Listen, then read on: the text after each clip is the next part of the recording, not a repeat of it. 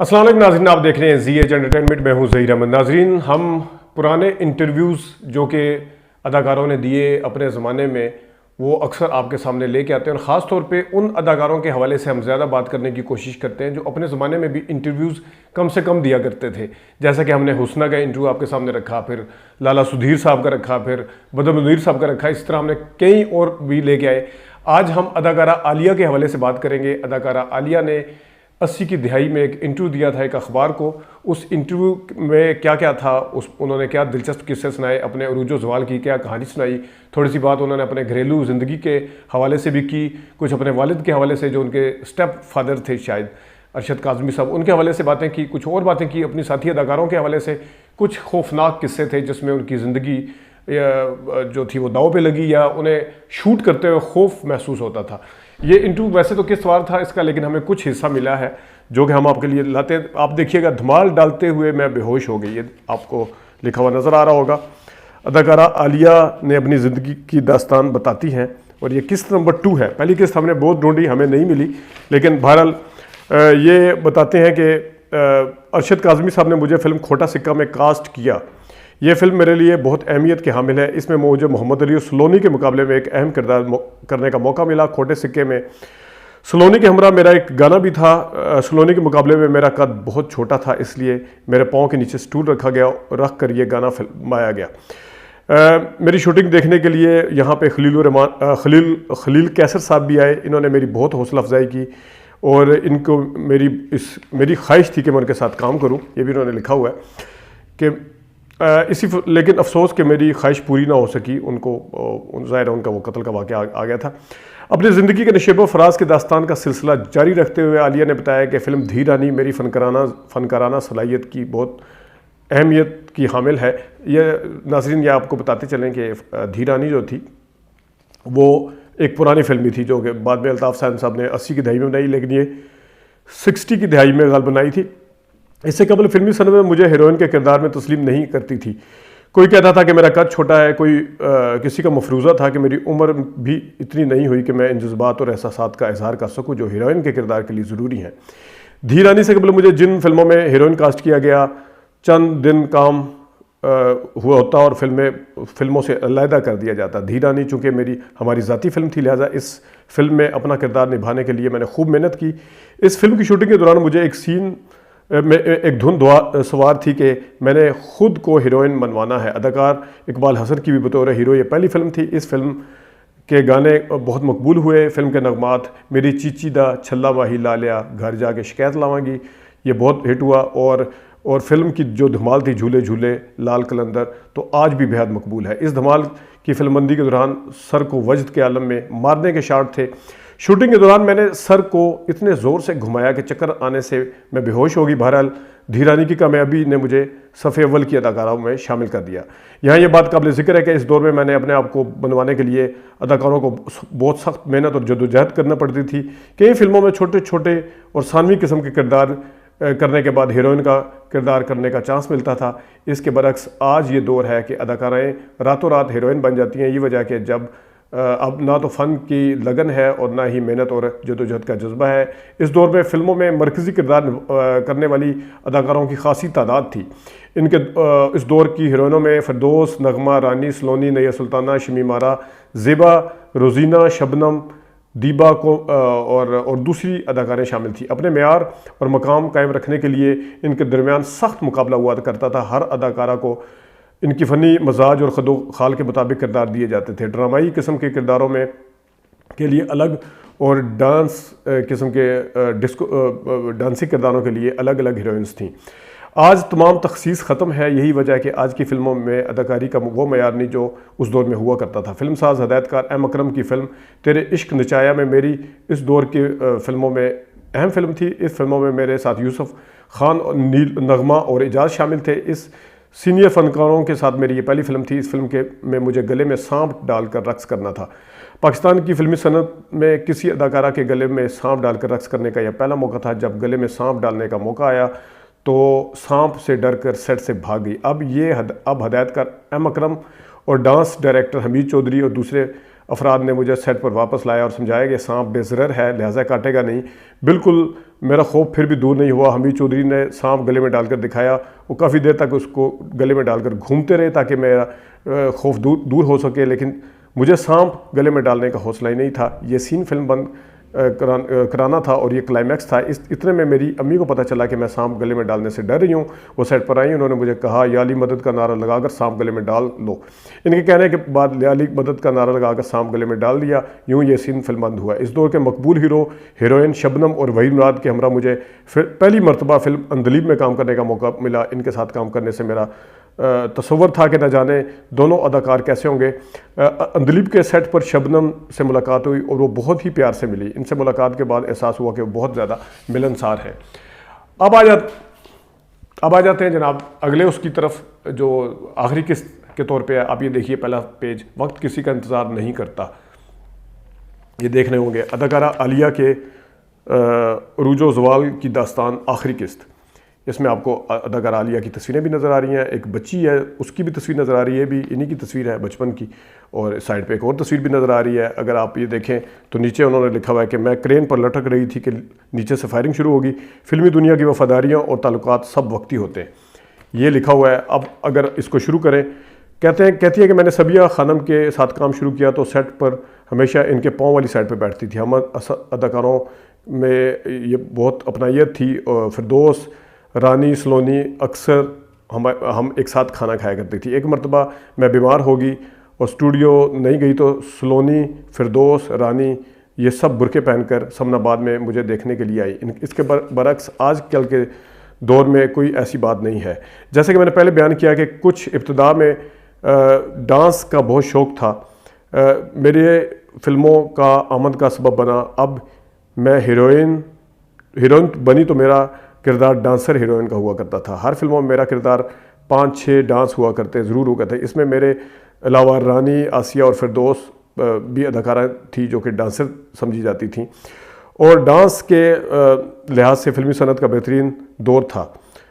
آگے کہتی ہے میں نے اب تک 250 کے قریب فلموں میں کام کیا. ان میں سے 200 فلم سے زائد فلموں میں میرا کردار ڈانسر ہیروئن کا تھا. ڈانس کی میں نے باقاعدہ تربیت حاصل کی تھی. کلاسیکل میں نے اپنے مہاراج کتھک سے تربیت حاصل کی تھی اور مجھے آج بھی اپنا جو کام ہے وہ اسی حوالے سے پسند ہے. آج بھی اگر میں اچھا میوزک لگاؤ تو میرے پاؤں جو ہیں وہ خود بخود تھرکنا شروع ہو جاتے ہیں. فلم لو ان جنگل جو ہے ڈانسر کے لحاظ سے میری بہترین فلم تھی. یہ فلم ڈھاکہ میں بنی. عظیم اس فلم میں میرے مقابل ہیرو تھے. اور لو ان جنگل کی شوٹنگ کے موقع پر میں نے ڈھاکہ پہلی مرتبہ دیکھا. بہت خوبصورت جگہ تھی. اس میں ریچھ کے ساتھ میری فائٹ تھی. یہ فائٹ ایک جنگل میں فلم بند ہوئی اور فلم بند کراتے ہوئے مجھے ریچھ کا خوف طاری تھا. اور جب فائٹ مکمل ہوئی تو ریچھ میرے قریب آ کر بیٹھ گیا. اس نے اپنی کھال اتاری اور قریب آ کر بیٹھ گیا. وہ ایک فائٹر تھا جو کہ جس نے ریچھ کا روپ دھارا ہوا تھا. اور انہوں نے بتایا کہ ہم نے فیصلہ کیا تھا کہ آپ کو نہیں بتانا کہ یہ ریچھ جو ہے نقلی ہے تاکہ آپ کے فیس کے اوپر جو چہرے کے اوپر خوف کا جو تاثرات ہیں وہ آ سکیں. ڈھاکہ میں میری ملاقات عوامی لیگ کے رہنما شیخ مجیب الرحمان سے بھی ہوئی. شیخ مجیب الرحمان میرے سوتیلے والد سید ارشد کاظمی کے دوستوں میں سے تھے. ان سے میری پہلی ملاقات لاہور میں اس وقت ہوئی جب میں بچی تھی. ڈھاکہ میں شیخ مجیب الرحمان نے ہمیں کھانے پہ مدعو کیا. شیخ مجیب الرحمان اچھے اور دلکش شخصیت کے مالک تھے اور ان کی گفتگو بڑی زبردست ہوا کرتی تھی اور ملنساری بھی بہت تھی, بردباری بھی بہت تھی ان میں. ڈانسر ہیروئن ہونے کی وجہ سے کئی مواقع ایسے بھی آئے جب مجھے خود ہی ڈانس ڈائریکشن کرنی ہوتی تھی. ٹیکسی ڈرائیور میں یوسف خان کے ہمراہ میرا ایک رقص تھا.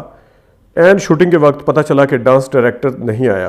اس وقت ہدایت کار یہ ٹیکسی ڈرائیور ہدایت کار اقبال کشمیری کی ابتدائی دور کی فلموں میں سے تھی. وہ مجھے کہنے لگے اس گانے کے ڈانس ڈائریکٹر بھی مجھے خود ہی کرنی پڑے گی. میں نے رقص ڈانس ڈائریکٹر کے بغیر ہی اس میں فلم بند کروایا. مجھے ہدایت کار خلیل کیسر اور ریاض شاہد کے ساتھ کام کرنے کا بہت شوق تھا لیکن میں یہ شوق پورا نہیں ہو سکا میرا. خلیل کیسر اس وقت قتل ہو گئے جب میں ابھی بچپن میں کردار کیا کرتی تھی. ریاض شاہد نے مجھے اپنی فلم غرناطہ میں کاسٹ کیا. اس وقت میں بہت مصروف تھی. اس شوٹنگ کے لیے انہیں پورا 1 مہینہ چاہیے تھا. مصروفیت کی وجہ سے میں یہ وقت نہ دے سکی. میرا کردار انہوں نے اداکارہ آسیہ کو دیا. غرناطہ میں کاسٹ ہونے کے بعد میں نے زندگی بھر میں ان کے ساتھ کام نہیں کر سکی اور جس کا مجھے زندگی بھر دکھ رہا.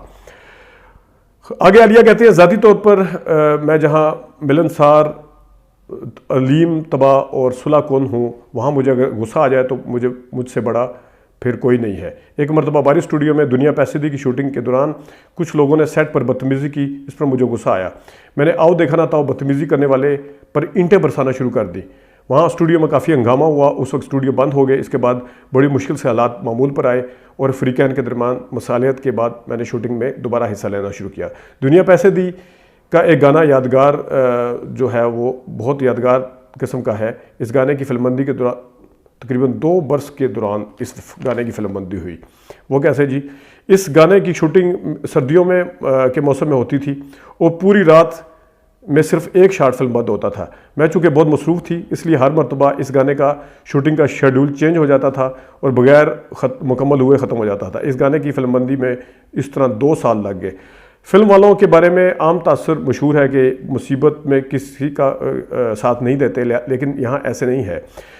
یہاں ایسے لوگ بھی ہیں جو اپنے جان پہ کھیل کے دوسروں کی مدد کرتے ہیں۔ ایک مرتبہ میں ایک ایسا خوفناک واقعہ پیش آیا کہ میں ایک مرتبہ ڈانس ڈائریکٹر حمید چودھری نے میری مدد نہ کرتے تو میرا کیا حشر ہوتا۔ میں باری اسٹوڈیو میں ایک فلم کی شوٹنگ میں حصہ لے رہی تھی۔ اس وقت مجھ پر جو شارٹ فلم بند کیا جا رہا تھا، مجھے ڈانس کے دوران اڑنا تھا۔ اس شارٹ کی فلم بندی کے لیے مجھے کرین سے لٹکایا گیا۔ جب شارٹ شروع ہوا تو اسٹوڈیو میں اچانک فائرنگ شروع ہو گئی اور اس کے بعد بھاگو بھاگو کا شور سنائی دیا۔ لوگوں نے بھاگنا شروع کر دیا، سارے وہاں پہ پورا اسٹوڈیو خالی ہو گیا۔ میں نے اوپر لٹکتے ہوئے جب نیچے دیکھا تو وہاں کوئی بھی نہیں تھا اور اس کے ساتھ ہی فائرنگ کی آواز جو تھی وہ فلور تک پہنچنا شروع ہوگی اور مجھ پہ خوف طاری ہوا کہ نیچے کوئی بھی نہیں ہے۔ ڈانس ڈائریکٹر جو حمید چودھری صاحب تھے وہ وہاں پہ فلور پہ ہی چھپے ہوئے تھے۔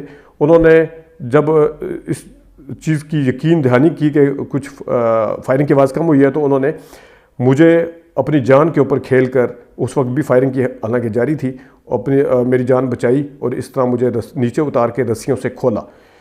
یہ میرے عروج کا دور تھا۔ اس وقت میری جو فلمیں بن رہی تھی ان میں دامن اور چنگاری، بشیرہ، سجاول، نظام، ایک سونا اور انہونی، مانگ دا لال، سلطان، ظلم دا بدلہ اور دوسری فلمیں شامل تھیں۔ عالیہ کہتی ہے کہ فلم میں کردار تھے ایک پگلی لڑکی، دوسرا گلیمر گرل لڑکی کا کردار تھا۔ اس وقت گلیمر قسم کے کردار کرتے کرتے تنگ آ چکی تھی، اس لیے میں نے پگلی کا کردار کرنا پسند کیا۔ میرے لیے فلموں میں خاصا اہم کردار تھا۔ یہ ظلم دا بدلہ کا غالباً بات کر رہی ہیں۔ اسی دور میں گرمیوں کے موسم میں اداکاروں کے جو بیرون ملک جانے کا سلسلہ شروع ہوتا تھا۔ 2-3 سال سے میں فردوس، منور ظریف، ننا، خلیفہ، دوسرے لوگ میرے پاس آئے۔ میں پلان کر رہی تھی کافی سالوں سے کہ میں باہر جاؤں، تو یہ لوگ میرے پاس آئے، انہوں نے بیرون ملک جانے کا پروگرام بنایا، لیکن مقبولیت اور مصروفیت کی بنا پر میں نہ جا پائی۔ فلم ظلم دا بدلہ کی شوٹنگ کے دوران منور ظریف، ننا اور خلیفہ نذیر میرے پاس آئے۔ انہوں نے چند روز لندن جانے کا کہا، میں نے بھی ہمراہ جانے کا پروگرام بنایا۔ اس وقت حالانکہ بے حد مصروف تھی، لیکن میں نے گھر والوں کے سامنے ضد کی اور لندن جانے کا یہ میرا پہلا موقع تھا۔ اس دوران لندن کے علاوہ بھی میں نے بہت سوئٹزرلینڈ اور پیرس بھی دیکھے۔ اپنے زوال کے بارے میں گفتگو کرتے ہوئے عالیہ نے بتایا کہ شادی کے بعد میری خواہش تھی کہ میں ایک سادہ اور گھریلو زندگی گزاروں، صرف خاوند کی آمدن پر گزارا کروں۔ اسی خواہش کی تکمیل کے لیے میں نے فلموں میں دلچسپی لینا کم کر دی اور میں اپنی تمام توجہ خاوند کی خدمت اور گھریلو ذمہ داریوں کی طرف مبذول کر دی۔ جب کوئی فلم ساز فلم کام کرنے کی پیشکش کرتا تو میں انکار کر دیتی۔ الطاف صاحب بھی، یعنی الطاف حسین صاحب بھی یہی چاہتے تھے کہ میں فلموں میں کام نہ کروں۔ یہ مجھے انہوں نے کہا نہیں تھا، لیکن مجھے ان کے اس سے پتہ چلتا تھا فیس سے، فلموں میں کام نہ کروں۔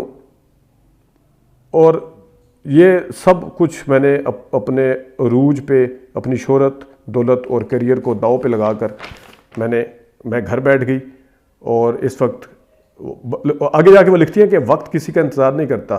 دوسری اداکاروں نے یہاں پہ آنا شروع کر دیا، انہوں نے کردار ملنا شروع ہو گئے اور زوال کی تکمیل، عروج اور زوال کی تکمیل جو تھی یہ عروج 9 برس میں مکمل ہوئی ہے، رانی اپنا عالیہ صاحب بتا رہی ہیں۔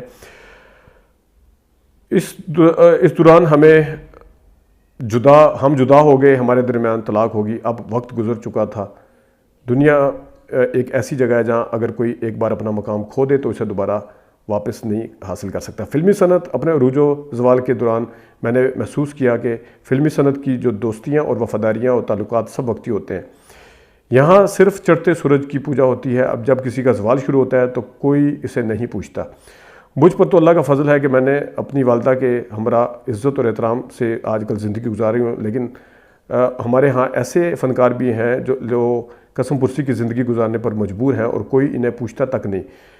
فلم میں آنے والی لڑکیوں کے لیے میرا مشورہ ہے کہ خوب محنت کریں اور جدوجہد سے اپنا مقام حاصل کریں۔ مقام حاصل کرنے کے بعد اس کو سنبھال کے بھی رکھیں۔ اور یہ جناب صاحب عالیہ صاحبہ نے جو انٹرویو دیا تھا اس کی کچھ قصے تھے، امید ہے آپ کو یہ پسند آئے ہوں گے۔ ابھی تک کے لیے اتنی اجازت دیجیے، اللہ حافظ۔